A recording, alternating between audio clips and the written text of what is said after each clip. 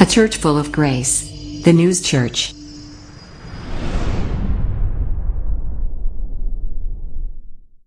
오늘 말씀은 성경 시편 119편 105절 한 절입니다. 제가 가진 성경으로는 구약 894쪽입니다. 주의 말씀은 내 발의 등이요 내 길의 빛이니이다. 아멘. 우리 다시 한번 한 절 같이 합독하시겠습니다. 시작. 주의 말씀은 내 발의 등이요 내 길의 빛이니이다. 살아계신 하나님의 말씀입니다.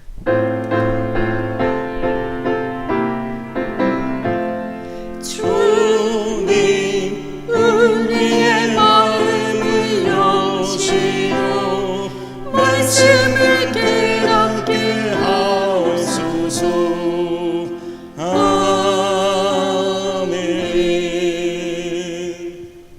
이 시간 인생의 등대라는 제목을 가지고 윤석동 목사님 나오셔서 은혜의 말씀 주실 때 많은 축복 받으시기를 소원합니다. 오늘 예배 가운데도 큰 은혜와 축복이 여러분과 저 가운데 있을 줄로 믿습니다. 우리가 살아가는 사람의 삶을 인생이라고 표현을 하는데 누구나가 아마 한 번쯤은 그런 생각을 해본 적이 있을 거예요. 내가 왜 살지? 내가 무엇 때문에 살지? 그렇게 스스로에게 질문을 해볼 경우가 있었을 겁니다. 그렇다 그러면 결론을 내보셨나요? 인생이란 무엇인가? 나는 무엇을 위해서 사는가? 또 왜 살아야 하는가? 이런 부분들이 우리가 살아가면서도 많은 경험과 경륜을 겪지만 그 가운데서는 답을 찾기가 참으로 어렵다는 것을 아마 다들 경험하셨을 겁니다. 그러면 그 답을 어디서 찾을 수가 있느냐? 우리가 오늘 본문을 읽었듯이 성경 가운데 우리가 잘 모르는 것은 성경을 참고서 삼아 성경을 들여다보면 그 안에 진리의 답들이 찾을 수가 있다는 걸 우리가 깨달을 수가 있습니다. 성경에 이런 답을 찾지 못한 많은 사람들이 나오는데 그런 인생에 대하여 그러니까 진리를 찾지 못했던 인생에 대해서 성경이 말하기를 빛이 없는 어둠과 죽음의 그늘에 앉아있는 존재로 그들의 인생을 표현을 합니다. 빛이 없는 어둠 그리고 죽음의 그늘에 앉아있는 인생. 그래서 그런 사람들이 세상살이를 가만히 살펴보면 성경의 역사적 내용의 인물들을 살펴보면 그 모습들이 비춰지죠.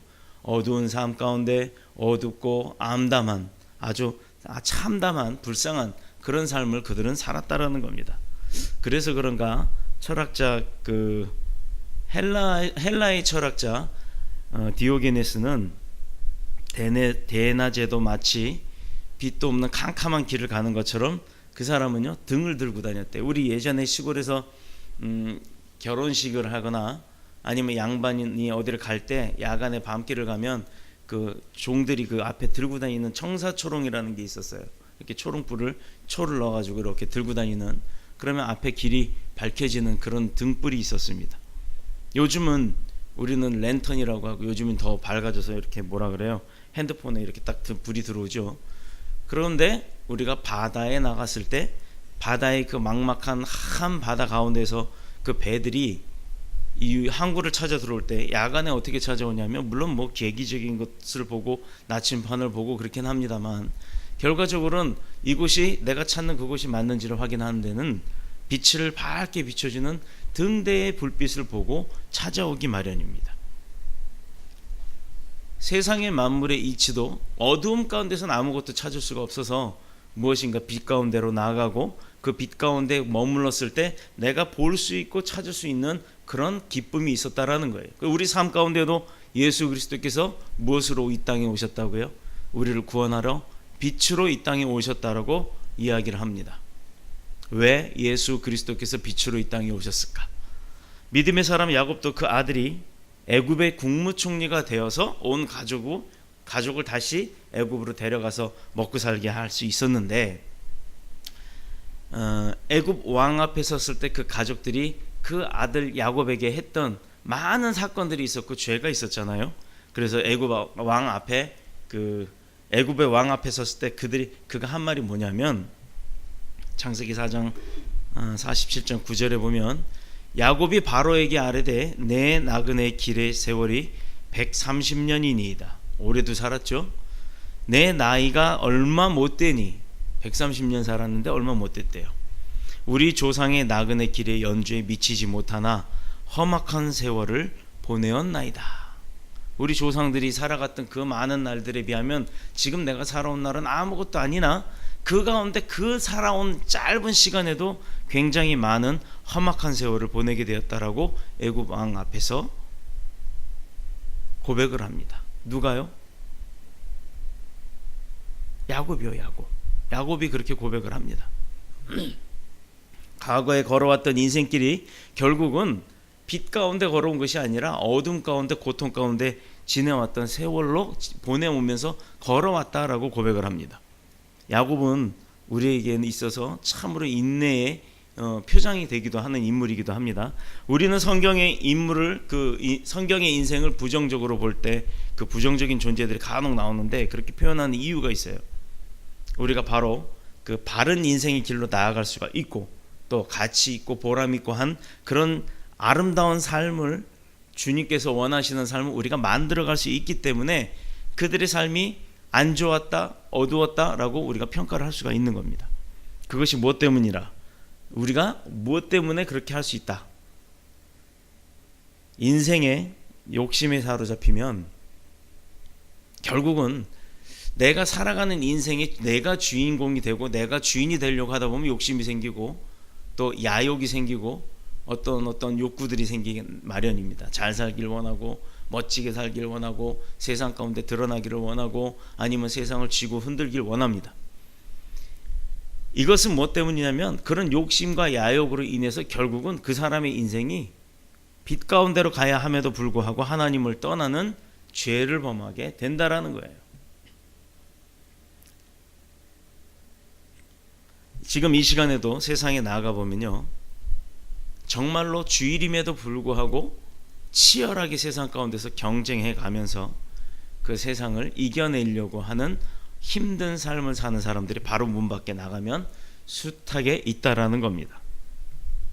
시대에 뒤처지지 않으려고, 또 남들보다 어떻게 보면 한 걸음이라도 앞서가려고, 빨리 원하는 정상을 향해 올라가기 위해서 정말 피 터지고 세상 말로 머리 터지게 싸워가면서 그렇게 빨리 정상으로 올라가기 위해 노력을 하고 애를 쓴다는 겁니다. 그것을 우리는 무엇이라 말하느냐? 열심이라고 얘기를 해요.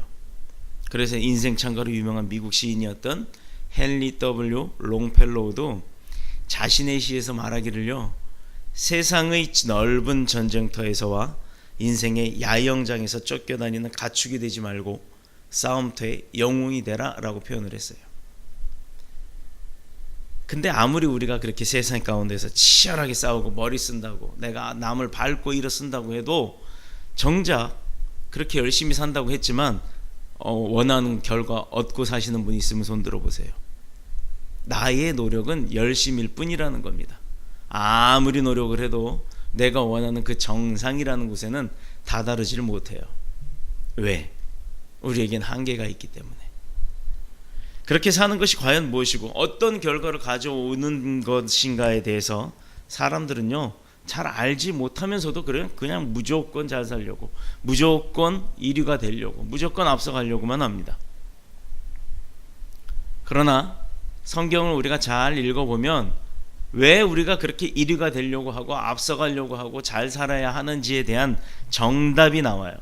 근데 그것을 모르고 사는 거는 목표 없이 달리기를 하는 거예요. 100m 달리기라고 하면 100m 그때 결승전에 그 선에 1등으로 들어가든 뭐 어떤 결과를 놓고 그 선을 빨리 통과하려고 뛰는 게 보이지 않습니까?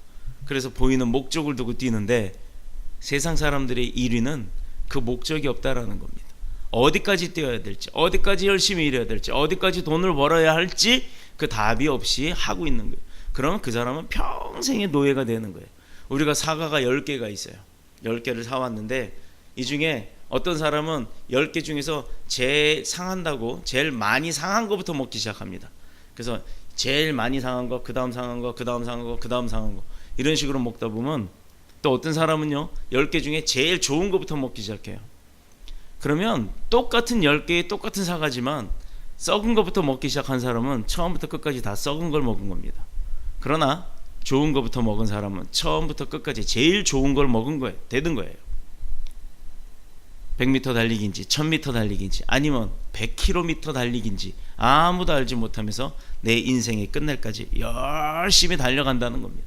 근데 그 결과가 무엇이냐? 만족이 없다라는 겁니다. 성경은 분명한 답을 준다고 했어요. 하나님을 알지 못하는 인생, 그리스도가 그 사람 삶 가운데 동행하지 않는 인생, 아무리 노력하고 숭고한 삶을 그 사람이 이루고 산다고 할지라도 그것은 하나님께서 보시기에 불쌍한 인생이면 그 사람의 인생은 결과적으로는 불쌍한 인생이 되는 거라는 겁니다. 왜? 마지막 때 우리는 무엇을 하죠? 심판의 날에 하나님이 부르는 자가 되는지 하나님이 외면하는 자가 되는지가 우리에게는 관건이라는 겁니다. 우리가 왜 열심히 삽니까? 우리가 왜 열심히 어떤 목표를 두고 삽니까? 천국 가기 위함이고 하나님 앞에 인정받고 마지막 때 주님으로부터 불림을 받기 위함입니다. 그런데 그것을 모르고 열심히 뛰는 사람은 알고 뛰는 사람을 이길 수가 없는 거예요. 그래서 믿음의 백성들의 얼굴이 어떠냐? 다 화나고 평안이 넘치는 겁니다. 다시 말해서 하나님이 보시기에 아무리 그가 열심히 살았다 할지라도 그의 인생을 열심히 그의 욕심대로 살았다면 하나님이 보시기엔 불쌍한 인생일 것이고 또 그 하나님이 보시기에 불쌍한 인생이라고 치부된 사람은 결과적으로는 죄의 결과로 인해서 멸망에 던져질 존재밖에 안 된다라는 것입니다. 그러니 얼마나 불쌍해요. 나는 성공하는 자가 될 게 뻔한데 하나님을 알지 못하는 사람은 성공하지 못할 자가 된다는 게 뻔하다는 겁니다. 다시 말해서 하나님의 심판을 피할 수 있는 인생은 아무도 없습니다. 그렇기 때문에 어차피 우리가 인생의 심판을 받을 거라면 하나님 편에 서는 게 올바른 인생의 삶이라는 겁니다. 그게 지혜라는 거예요. 그게 현명한 겁니다. 그래서 성경이 또 다른 부분에서는 이러한 인생을 가리켜 마치 도살장에 끌려가는 소와 같다라고 했어요. 여러분 도살장에 소가 끌려갈 때 어떤지 아세요? 소가요, 소몰이를 저는 어려서부터 해봐서 잘 압니다.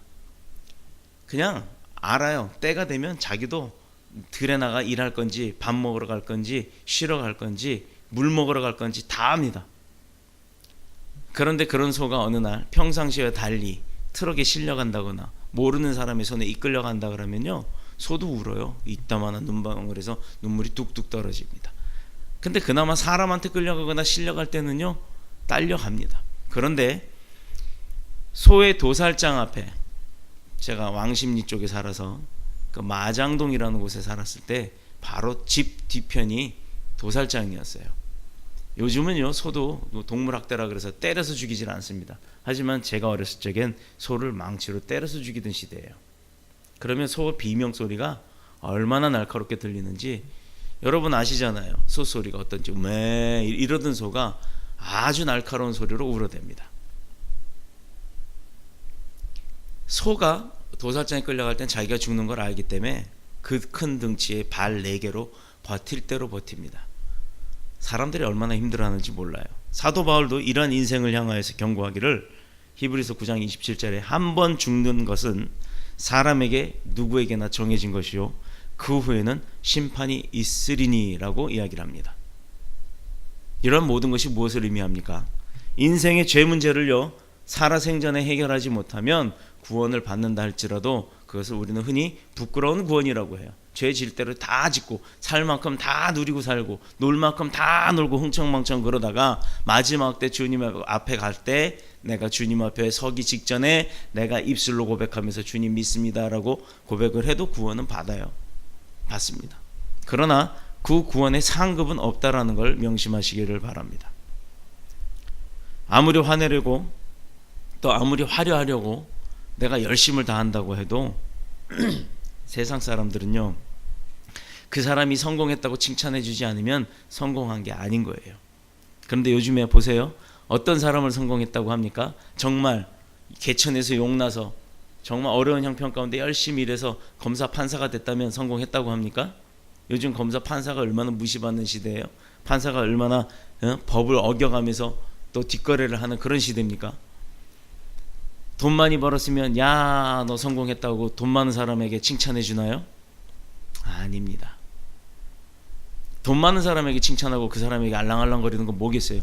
혹시 콩고물이라도 떨어지지 않을까 싶어 그 사람 주변을 맴도는 거죠. 아무리 화려하려고 열심을 내려고 한다 할지라도 세상 사람들이 칭찬해 주지 않는다는 것, 그런 삶은요 아무것도 의미가 없어요. 앞에선 박수 쳐도 뒤에 가서는 손가락질합니다. 나한테 내가 박수 치던 사람도 나한테 뭔가 서운함이 있었다 그러면 뒤에 가서는 손가락질하는 게 요즘 세상살이입니다. 하나님 만나지 못하고 성경을 오해하면서 살아가는 사람들, 그런 사람들의 특징이 뭔지 아세요? 교회 가면 뭐하냐? 헌금이나 하라 그러지. 교회 가면 뭐하냐? 목사가 알아서 막 혼자 뭐 갑질하지. 얼마나 많아요. 어제도 뭐 보니까 어느 교단에서 오늘 누가 들어야 되는데 안 왔어요. 그 아이가 거길 다녔었습니다. 뭣도 모르고, 모르는 아이들이니까. 그러니 이단 교회에 끌려가가지고 거기서 예배를 드렸대요. 친구 따라갔답니다. 근데 어느 날 물어봐요. 이 교회가 뭔가 조금 이상한 것 같아요. 어떤 교회입니까? 성락교회. 오늘 방송에 나왔죠? 복면 쓰고 성도들이, 여성도들 끄집어내고 막 애들 울고불고. 목사파 반대파, 뭐 무슨 목사파 반대파가 있어요? 무슨 조폭도 아니고. 그게 교회입니까? 거긴 그래서 이단이에요. 그 교회 가면 특징이 있죠? 귀신 쫓는다고 맨날 안찰안수합니다. 그렇게 해서 귀신이 쫓겨나가나요? 믿음 없이 행위로 제자들이 귀신 못 쫓았던 것처럼 그들에게도 귀신 쫓은 능력은 없는 거예요. 왜? 교회 안에 주님이 없기 때문에. 인생에 대해서 지나친 기대와 소망을 가지기 때문에, 목사로서 내가 어떤 권위를 갖고 싶기 때문에. 권위요? 그런 게 뭐가 필요합니까? 사람 앞에 권위가 있어봤자 무슨 의미가 있겠어요? 하나님 앞에 가서는 그 권위 아무것도 소용없는 겁니다. 인생에 대해서 지나친 기대, 소망, 권위 다 필요 없는 거예요. 그래서 내가 남들보다 열심히 하면 그만한 대가가 내게 주어지리라 생각하고 열심을 낸다는 겁니다. 그래서 더욱 열심히 자기 인생에, 자기 다리에 채찍질을 해가면서 밤에 자지도 않고 땀 흘려가면서 그렇게 일을 하고 노력하고 앞으로 나아가고자 하는 거죠. 수고한 만큼 대가가 얻어질 것이다 라고 믿기 때문에. 지난 14일 날이죠. 보셨을 겁니다. 이탈리아 서북부 제노바 지역의 모란디라고 하는 다리가 붕괴되는 사고가 있었어요. 저는 그 다리를 지나간 적이 있어요. 대학생 때 우리 이모님이 밀라노에 사셨기 때문에 거기서 프랑스 쪽으로 넘어가는 다리입니다. 국경을 넘는 다리입니다. 굉장히 높은 다리예요. 굉장히 높은 다리고 밑에 아파트도 있고 강도 있고 철길도 있고 막 여러 가지가 다리 밑에 모여 있어요. 산과 산을 뚫고 그 산 위로 지나가는 고가 다리입니다. 그런데 그게 오늘 그날 14일 날 무너졌죠. 1968년에 개통된 다리라 지금으로 몇 년 된 거예요? 50년? 49년? 51년? 그쯤 됐죠. 50년 동안 다리가 처음 짓자마자 3년 됐을 때부터 보수 공사를 했던 다리라고 합니다. 근데 결국은 무너졌어요. 그런데 이 무너진 게 중요한 게 아니라 그 무너진 다리 끝에 서 있던 픽업 트럭, 우리는 말하면 1톤 트럭 뒤에 이렇게 네모난 거 상자 달린 거 있잖아요. 그 트럭 기사가 한 고백이 있어요. 원래 저 자리에 떨어져 죽어야 되는 차는 나였다. 그런데 내 앞에 앞질러 가던 승용차 때문에 내가 속력을 줄여서 내가 살았다. 자, 여기서요 1분 먼저 가려다가 평생 먼저 간 사람이 생겼어요. 실제로 다리가 무너져 내리면서 차량 30여 대가 아래로 떨어졌고 지금 몇 명이 그 안에 깔려있고 그 아파트 위로 또 무너질까봐 아파트 주민들을 다 피난을 시켰다고 합니다. 물론 안타까운 인생들이죠. 근데 이 사람들이 어디 가다 그랬는지 아세요? 성모 승천 대축일이라고 하는 날이 카톨릭에는 있어요. 그 카톨릭의 성모 승천 대축일은 이탈리아는 국경일입니다. 또 프랑스도 국경일입니다. 그 두 국경일 날 프랑스로 여행 가려고 떠나던 사람들이 대부분 추락을 한 거예요. 평소보다도 많은 차량이 이동을 했고 안타깝죠? 놀러 가려고. 인생에서 성공한 사람, 실패한 사람이 돈 벌기 바쁘지 놀러 가겠습니까? 나름 휴가를 즐길 수 있을 만큼의 성공을 했다라고 한 사람들이 놀러 가려다가 결국은 자기의 앞길 어떻게 되는지도 모르고 땅 아래로 떨어져 버린 겁니다. 안타까운 마음으로 지켜보면서 기도는 합니다만 우리는 이런 재앙 앞에서 얼마나 인생이 무력해요. 그 재앙 피할 수 있는 능력이 없잖아요. 다 다른 사람으로 인해서 한 사람은 살았고 그 사람보다 앞질러 가려고 했던 사람은 죽었습니다. 결국은요, 내 스스로가 아무리 내 인생 가운데서 내가 주인공이 되려고 노력을 해봤자, 몸부림쳐봤자 자기 자신이 얼마나 보잘것없는 인생인가, 이것을 나중에 깨닫게 된다는 겁니다. 왜 미련하게 나중에 깨닫아요? 그땐 되돌릴 시간이 없어요. 여러분, 재앙은요, 열심히 사는 사람을 피해가지도 않습니다. 똑똑하고 능력 있는 사람이라고 해서 그 재앙은 봐주지도 않습니다. 지진이나 해일, 그 다른 어떤 재난도 사람의 힘으로는 피할 수가 없어요. 심지어 여러분, 태풍 부는 날 앞에 나가보세요. 걸어가기도 힘들 정도로 바람이 불잖아요. 근데 그때 간판 하나라도 떨어져서 내 머리에 맞으면 나는 죽는 겁니다. 그런데 그럼에도 불구하고 내가 멀쩡히 살아서 집에 돌아왔다는 것, 하나님 앞에 감사하시기를 축복합니다. 다시 말해서 내 인생을 하나님께서 도와주시지 않으면 언제 죽을지 모르는 게 우리의 인생이라는 거예요. 사람이 만들어 놓은 문명이라는 것 때문에, 사람이 만들어 놓은 기술이라는 것 때문에, 사람이 만들어 놓은 질병이라는 것 때문에 사람들은요, 하나님이 돕지 않으시면 언제 어떻게 죽을지 아무도 모른다는 겁니다. 그래서 오늘 본문이 말하고 있는 내용이 뭡니까? 세상에는 하나님이 주시는 사람에게, 특히 믿음의 백성들에게 주시는 인생의 등대불이 있다라는 겁니다. 그런데 문제는 대부분의 사람들이 하나님이 인생을 위해서 예비하셨던 그 모든 축복과 예비했던 어떤 등대, 이런 거에 기대하는 것, 그것보다는 나름대로 자기의 등대를 들고 다닌다는 거예요. 내가 당장 눈앞에 보이지 않는 그 길을 걸어갈 때 내 앞에만 볼 수 있는 랜턴 하나를 들고 쫓아간다는 겁니다.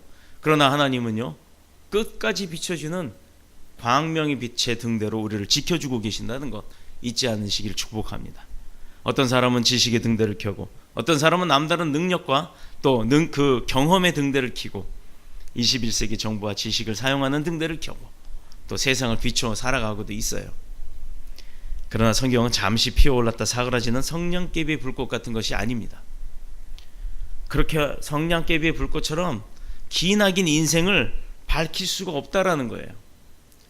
안데르센 쓴 동화책에 나오는 성냥팔이 소녀가 다들 아실 겁니다. 추운 겨울날 그 추위를 녹이기 위해서, 어두운 밤에 배고픔과 추위를 또 그리고 외로움을 견디기 위해서 팔고 다녔던 성냥을 하나씩 하나씩 긋고 그 성냥불에 손을 쬐기도 합니다. 견디다 못해 팔려고 했던 성냥을 다 태우고 나서 그 서서히 얼어 죽어가는 그 모습, 그러니까 우리 오늘 조카들이 올 뻔했는데 그 아기들이 왔으면 동심 파괴라고 얘기할 거예요 아마. 그런데 보세요, 현실은 그 성냥팔이 소녀가 불 켜고 자기가 원했던 그 불빛을 쪼이면서도 만족하고 고마워하면서 자기가 원했던 그 가족에 대한 내용들을 그 불빛을 통해서 견주어 봅니다. 그런데 결과는 뭐였죠? 그 성냥이 다 꺼지고 나니 그 어린 소녀는 얼음판에 눈밭에서 얼어 죽고 맙니다. 잘 아는 이야기예요. 우리가 인간이 만든 빛이나 등대는요, 연약한 인생의 근본적인 문제를 해결할 수가 없다라는 거예요. 왜냐하면 비춰지는 데 한계가 있기 때문에요. 해결할 수 있는 능력이 없겠다는 거예요. 결국은 사람이 만들고 사람이 이끌어가는 모든 것들은 미약하기 때문에, 나약하기 때문에 그 결과가 우리 문제의 근본을 해결할 수가 없다라는 겁니다. 그렇다면 우리가 어떻게 해야 되겠어요? 우리 손에 어떤 등대를 들고 다녀야겠습니까? 어떤 등대를 들어야 죄인의 삶이 그렇게 죄인으로서 인생을 살아가면서도 스스로 해결할 수 없는 일들을 해결받고 살아갈 수가 있겠습니까? 그게 오늘 본문에서 말씀하신 주의 말씀의 등이에요. 그것이 내 인생의 여정의 발걸음을 비추는 등대가 될 것이요, 내가 가고자 하는 앞길을 환히 밝혀주는 등대빛이라는 것입니다. 이 말씀은 믿음의 사람 다윗의 고백이에요. 그는 이스라엘의 가장 위대한 임금이었죠. 또 하나님으로부터 인정받았던 왕이었습니다.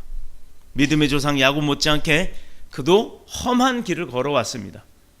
그럼에도 불구하고 그가 인생의 고비 때마다 오히려 하나님을 찬양했던 것은, 영영 넘어지지 아니하고 다시 일어날 수 있었던 것은, 그래서 영원한 승리자가 될 수 있어 성경에서 이렇게 우리에게까지 알려지게 된 것은 바로 오늘의 본문의 말씀처럼 여호와의 말씀을 자기 자신의 가야 할 길의 인생의 등대빛으로 삼았기 때문이에요. 민주주의 국가의 대부요, 현대 패권 국가라고 불리는 미국 땅에 대해서 잠깐 얘기하고 마치겠습니다. 미국은요, 처음에 빛이 없는 캄캄한 땅이에요. 그것을 견주어보는 아주 좋은 사진이 나오죠. 가끔 보셨을 거예요. 인공위성에서 야간에 한반도를 찍은 사진이 나옵니다. 그러면 한반도의 대부분은, 한반도의 땅덩어리 남한 땅은 전부 노란 불빛이 켜져 있어요. 그러나 북한 땅은 평양 부분 이외에는 불이 켜지지 않고 까맣게 되어 있습니다. 미국 땅도 그랬습니다. 신앙의 자유를 찾아 신대륙 탐험을 했던 청교도 신앙인들이 온갖 악조건 속에서도 자유와 평등과 근면을 기본으로 하는 위대한 아메리카, 미국을 세우기 위해서 그들이 생명처럼 소중하게 여긴 것이 무엇인 줄 아세요? 오늘 본문의 말씀입니다. 그래서 지금도 미국 국회의사당 안에는 성조기와 더불어 돌로 조각한 성경이 펴져 있는데 그곳에 오늘의 본문의 말씀이 기록이 되어 있습니다. 그리고 미국인들이 쓰는 지폐 있죠? 지폐 뒷면에 보면 하나님은 우리와 함께 하신다는 문구가 정확하게 영어로 써져 있어요. 그들이 이 말씀을 건국을 이념으로 삼았고 역대 대통령들이 취임을 할 때마다 이 성경에 손을 얹고 선서를 했습니다. 그들이 하나님의 말씀을 인생의 등대로 삼지 않았다면 한 주먹도 안 되는 그 몇 명 안 되는 청교도 배 한 번 타고 건너왔던 그 청교도 사람들이, 그 후손들이 어떻게 아메리카 대륙을 정복하고 지금의 미국 땅을 세웠겠습니까?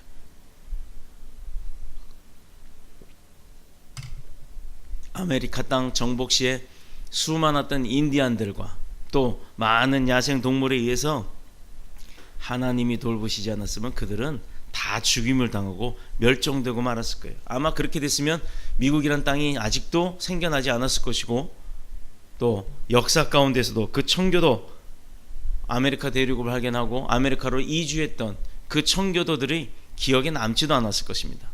이것은요, 지금 우리가 살아가고 있는 이 오늘날도 마찬가지입니다.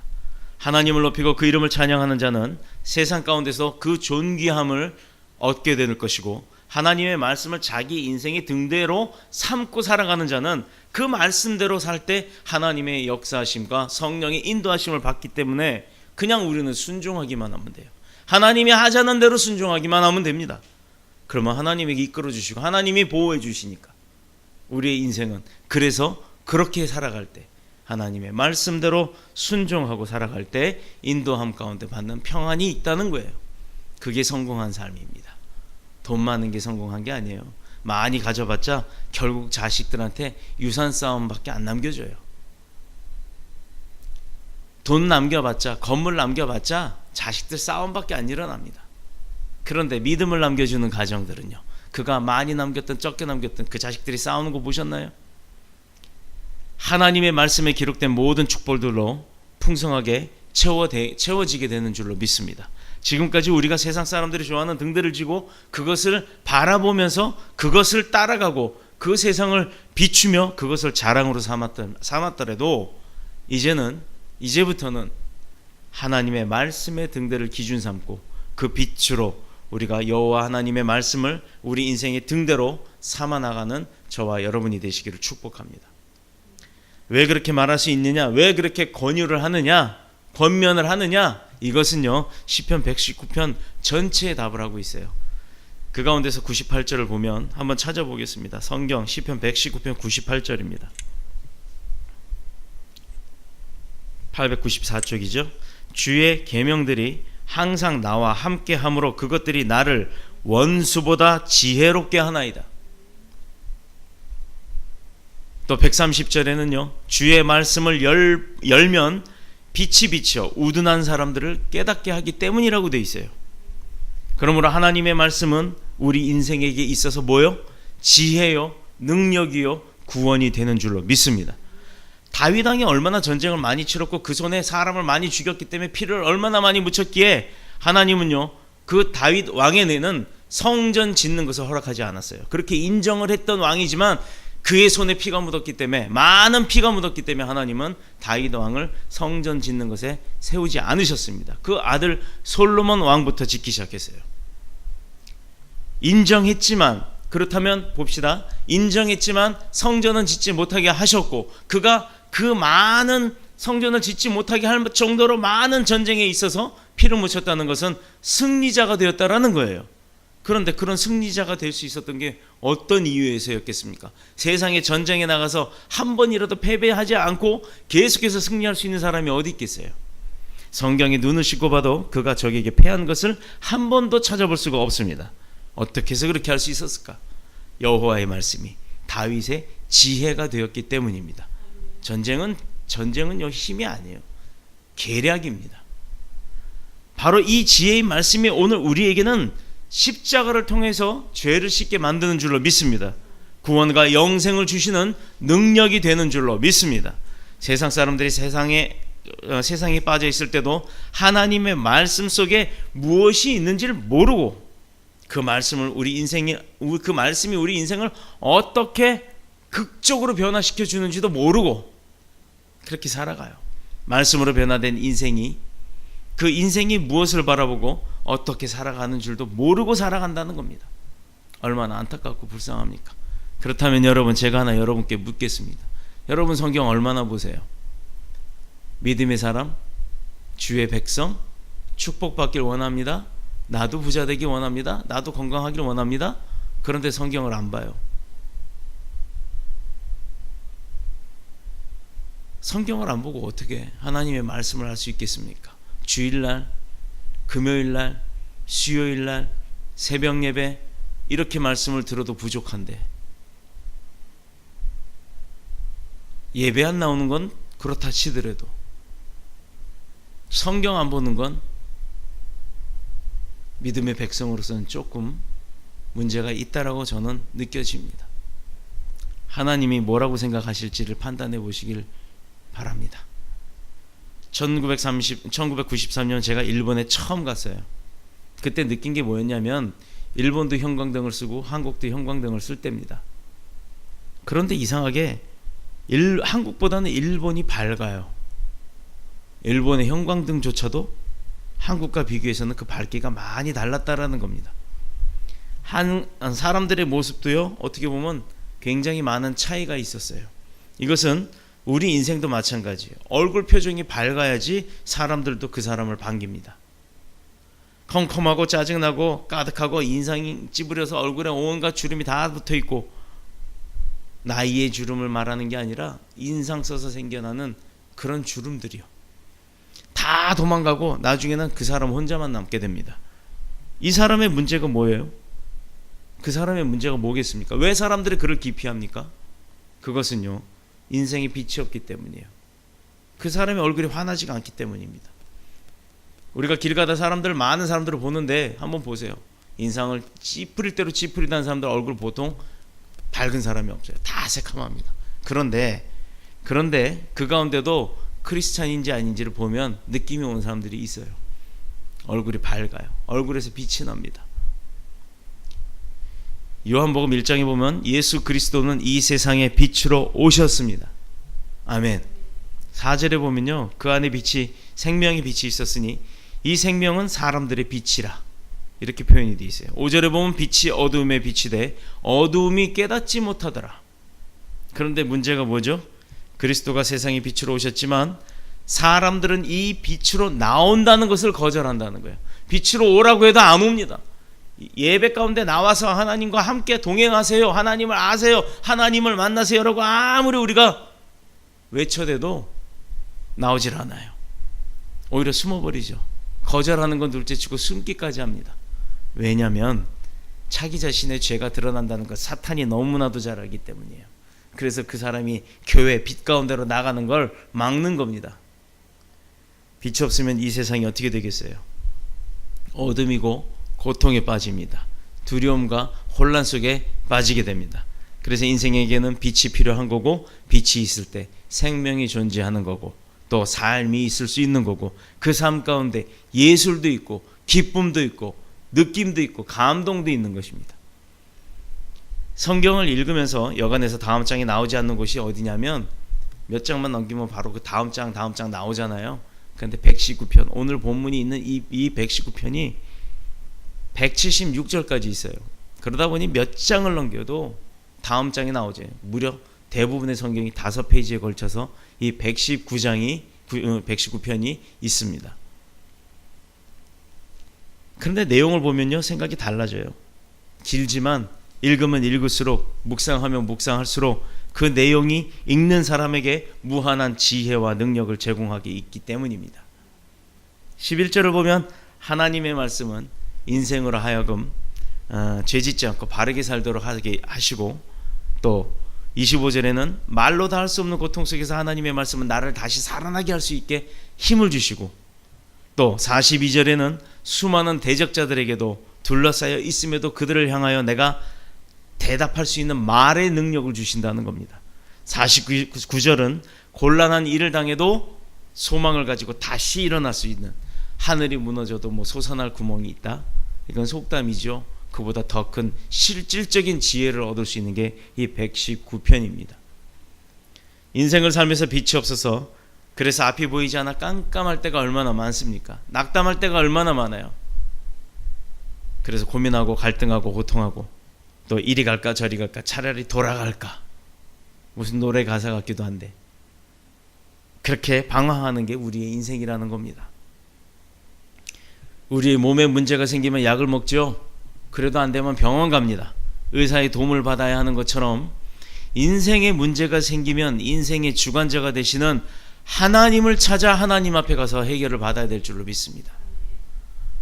그분의 말씀을 붙들고 묵상하고 도움을 구할 때 여호와의 말씀은 우리 인생을 비추는 데 등대가 돼서 넘어지지 않고 또 바른 길로 나갈 수 있도록 도와주시는 줄로 믿습니다. 내가 주의 법을 어찌 그리 사랑하는지요, 내가 그것을 종일 작은 소리로 읊조리나이다. 97절이요. 하루 종일 그 소리를 우물우물 중얼중얼 대고 머릿속에서, 마음속에서, 가슴속에서, 내 행동 속에서 그 말씀을 읊조리고 다닌다고 하는 겁니다. 이게 삶의 지혜의, 인생의 등대의 방법입니다. 하나님의 말씀은 능력입니다. 사람을 변화시키고, 그래서 믿음이 생기게 하는 거예요. 모든 병을 치료하고 망가진 것을 회복시키시는 분이 하나님이십니다. 때로는 가나 혼인잔치에 물이 변하여 그 믿지 않는 자들에게도 포도주를 제공해 준 것처럼, 그런 기적을 통해서 우리 인생을 역전시키고 새롭게 만들어 주시는 줄로 믿습니다. 잘 아시는 땅콩 박사로 유명한 세계적인 흑인 농학자이죠. 조지 커이버. 그 사람이 미국의 남부 지역을, 흑인들이 많이 살았던 남부 지역을 아주 부농으로 바꿔줬어요. 수백 종에 이르는 농작물을 개량하면서 그것을 가지고 식료품, 의약품, 또는 심지어는 건축 재료까지 만들어내는, 아주 그 씨를 통해서 뭐 또 기름을 짜내기도 하고 인류를 위해서 크게 공헌한 사람입니다. 만성적인 미국 남부의 남부 지방은 가난에 빠져 있었어요. 왜? 잘 알다시피 미국 남부는 목화 농업을 했었고, 또 아프리카에서 흑인 노예들을 잡아다가 부렸던 지역입니다. 그래서 그 풍요로운 땅으로 만들어 놨던 이 박사 한 사람의 노력이 놀라운 평가를 받았고, 클루지 대통령, 루즈벨트 대통령 등이 직접 그 사람이 집을 방문할 정도로 인기가 있었대요. 근데 그에게 묻기를, 어떻게 해서 이렇게 당신은 많은 지식을 얻고 위대한 일을 할 수 있는지 그 비결이 뭡니까? 라고 물어봤답니다. 그때 그가 했던 말이 하나 있어요.